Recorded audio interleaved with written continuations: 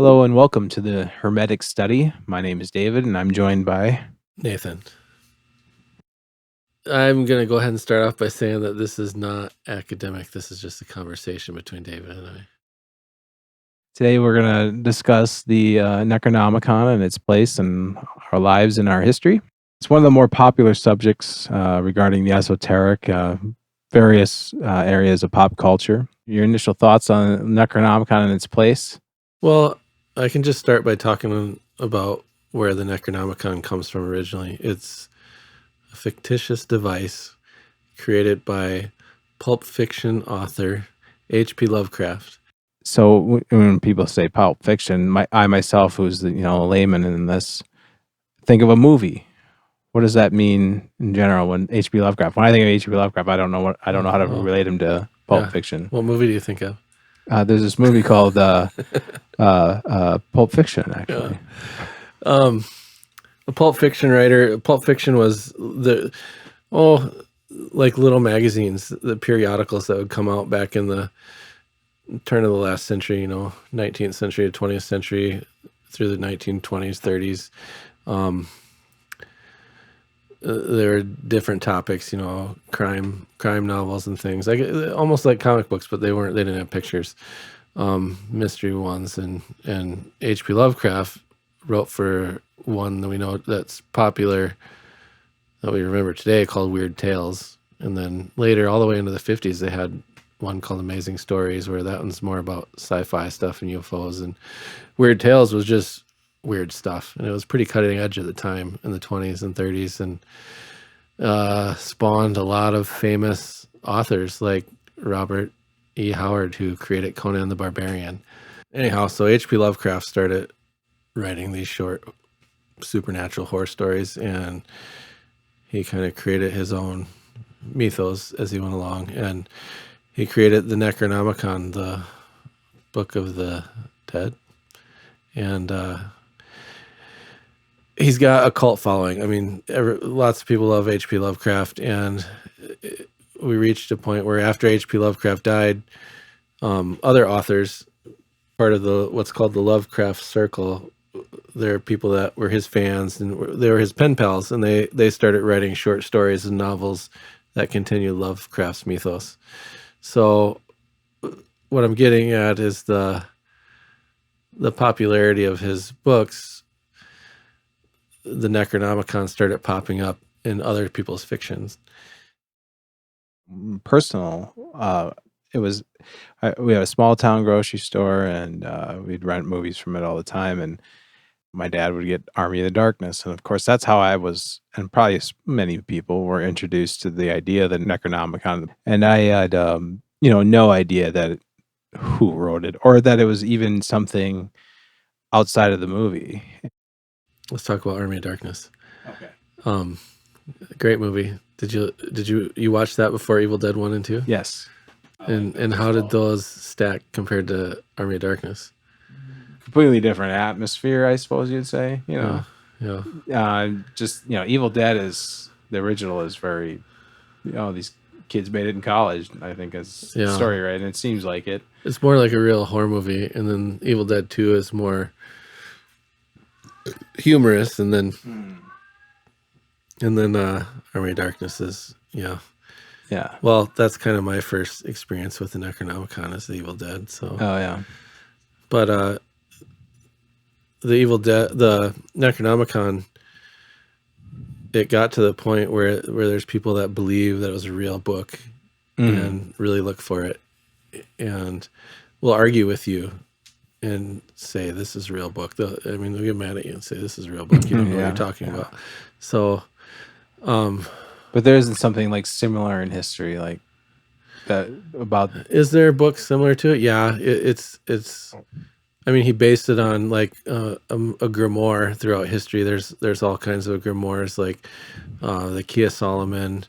What's a grimoire for people like me? It would be like a magician's spell book. It would be a book filled with rituals and different magical formulas and things. Witchcraft, you'd have the Book of Shadows. The Egyptian Book of the Dead and the Tibetan Book of the Dead actually are not grimoires, really. They're books for meditation to prepare yourself for death and how to pass into the afterlife. So they're actually very positive, peaceful books. So Mm. not dark and scary like the Necronomicon. Okay. So, with the Necronomicon in relation to H.P. Lovecraft and were the old ones derived from that? Yes. See, in H.P. Lovecraft's book, he would put little snippets in of the text of the Necronomicon in his books, and then, gosh, the real fans of H.P. Lovecraft are going to get mad at me because I don't remember if it's the old ones, the old ones or the ancient ones, the old gods and the ancient ones. With Lovecraft, there's just one race, and they're all pretty much evil, and we're going to devour the human race. But then after he died, when the other people took up Lovecraft's sword, they created a polarity where there was the good old gods too that fought Cthulhu and the different monsters. Oh, so alien gods from they introduced a whole other a whole nother aspect, because Lovecraft's very bleak. I mean, it's hopeless. You're not going to win. You're doomed in the end. I mean, and other authors created hope where Lovecraft didn't have it. Lovecraft himself was very much an atheist and very So what do you think lonely, of sad guy. seeing that he's an atheist? What do you think his impetus was for creating this like mythos? Well, he loves literature, and I think he struggled with a little bit of, I don't know if it was mental illness or situational issues. Well, physical illness for sure.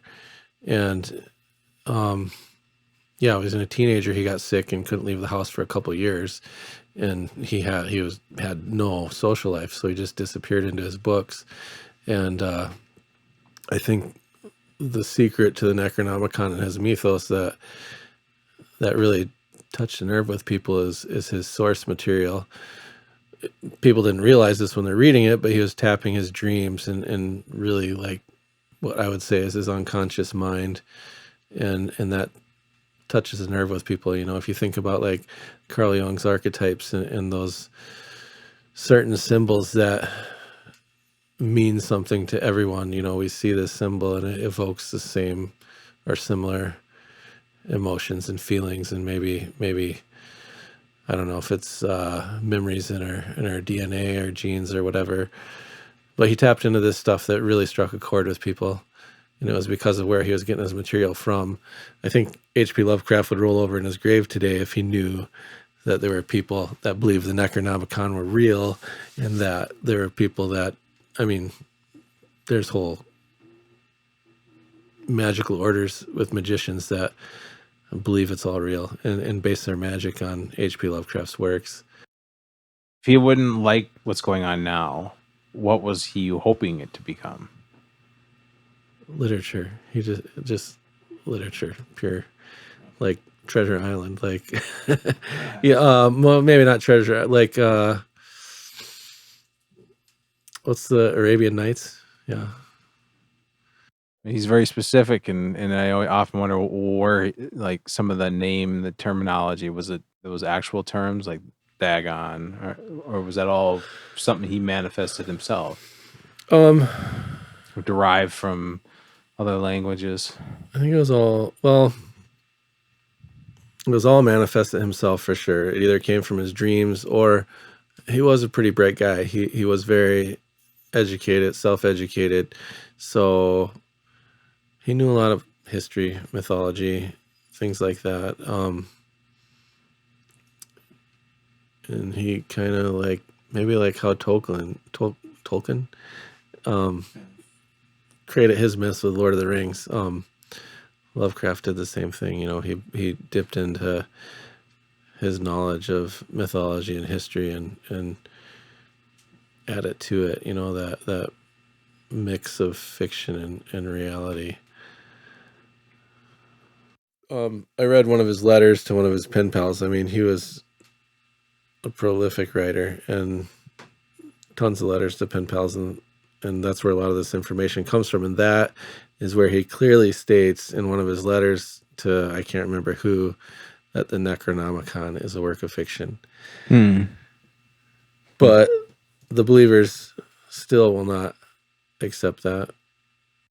But then there's also the believers that know that it's a work of fiction and they can still use the Necronomicon.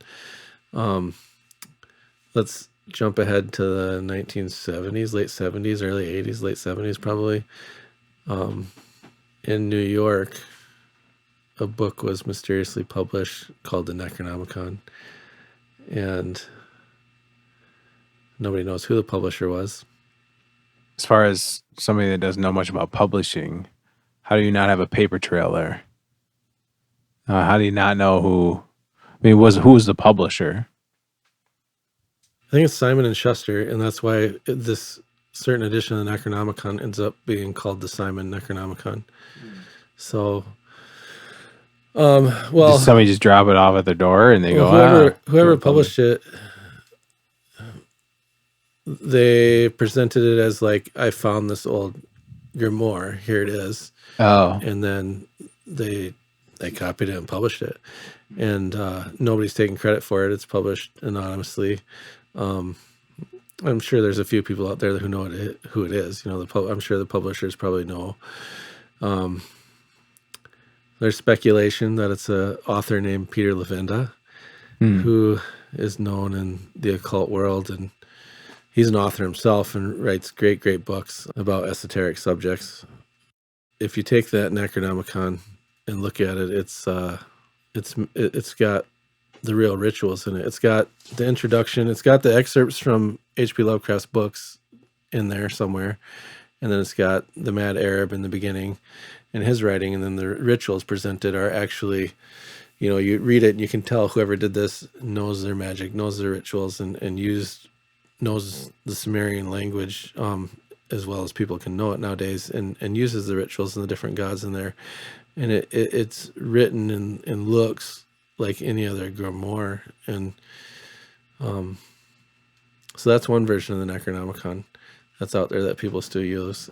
what's the purpose of wanting to be involved with it? I don't know. It's a good question, because why do you want to mess with these gods that just want to destroy you? And it's a lust for power. Well, I suppose for some people it's that taboo, you know, that naughty, you're not supposed to do this. That was probably where I fell. And but you know, there's rituals in there. You summon this demon and they give you super strength. You summon this demon and you can turn invisible. There's more history of other Necronomicons, like legend of Eliphas Levi is an old French occultist from the 19th century, a Catholic priest that was defrocked. Is that the right word? Isn't allowed to be a priest anymore? Is that what that means? Yeah. Not allowed to be a priest anymore. And he wrote some books of magic. He was a magician. He wrote like the history of magic and some other things. And then the legends are that he had a copy of the Necronomicon that was written by his hand and stuff. And that later on, after he died, Aleister Crowley, another occultist, got his hands on that Necronomicon and had that later. So interesting thing, Eliphas Levi died in 1875 and Aleister Crowley was born in 1875. Oh, yeah. Nice little coincidence. But this Necronomicon, I mean, it's nonsense. That one doesn't exist at all. But there are cultists out there and just people that like to read books and things and that think it's real.